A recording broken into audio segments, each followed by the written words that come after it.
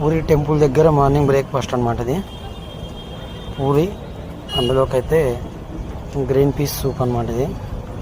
మనకు నచ్చిన ఫుడ్ అయితే దొరకదు పోయిన ప్రతి చోట, దొరికిందే తినాలి. కానీ మనకు నచ్చింది కావాలనుకుంటే కష్టం అనమాట. పల్లి చట్నీ అట్లాంటిది ఏముండదు. ఇలా పేపర్ ప్లేట్లో పెట్టిస్తారు, ఒక పేపర్ కప్పు, దాంట్లో చిన్న చిన్న పూరీలు అన్నమాట. చూడండి ఎంత కొంచెం ఉండేది. ఇడ్లీ సైజు ఉంది, మన దగ్గర ఉన్నటువంటి ఇడ్లీ సైజు ఉంది. దాని నిండా పోసేసిండు, మొత్తం సాంబార్ పోసిండు. అంతా బాగానే ఉన్నాయి కానీ టేస్ట్ బాగానే ఉన్నాయి, అన్నీ బాగానే ఉన్నాయి కానీ ఇక్కడ ఎవరి నోట్లో చూసినా కూడా దవడ నిండా నోటి నిండా మొత్తం తమ్మాకు ఫాన్ పరాకి ఉన్నది. ఏమో వాడు ఆ పూరి వేసేటోడు నోరు తెరిస్తే ఆ పూరీలు ఏం పడుద్దు అని చెప్పి భయం అవుతుంది. పూరీలు వేసేటోడు, ఆ డబ్బులు తీసుకునేటోడు, ఆ రుద్దేటోడు మొత్తం ఎవరి నోట్లో చూసినా కేజీలే ఉంది. అది ఒక్కటి తప్పిస్తే ఇక్కడ అంతా బాగానే ఉన్నాయి.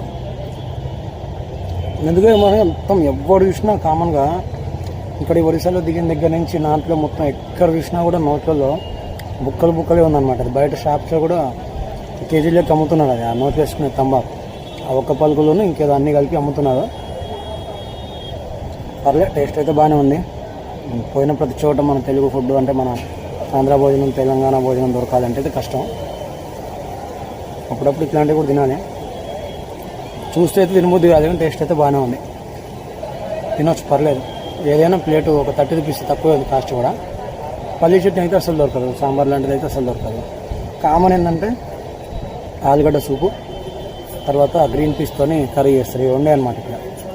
ఇంకా రైస్ అయితే ఏం దొరకదు. రైస్ కొంచెం పెడుతున్నారు, దొడ్డు రైస్ 100 రూపీస్ తీసుకుంటున్నారు ఒక ప్లేట్ మీల్స్కి. ఆలుగడ్డ కర్రీ, మళ్ళీ ఇదే గ్రీన్ పీస్ సూపు, కొంచెం ఏదో ఆ పుట్నాల పప్పుతో ఏదో కర్రీ చేస్తున్నారు.